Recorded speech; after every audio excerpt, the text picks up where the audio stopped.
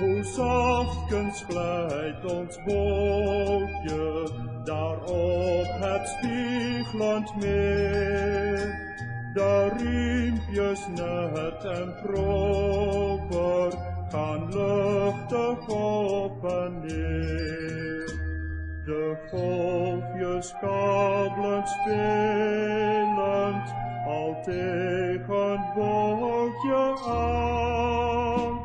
En ginds zien wij de toren in groene bosjes staan.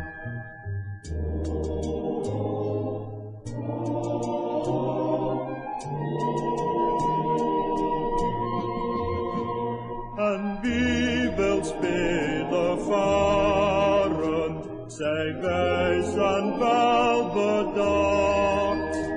Want mene voor in het bootje, die doods werd thuisgebracht.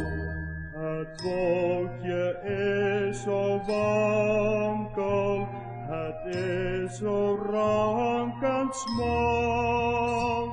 Wie met gevaren schoten zijn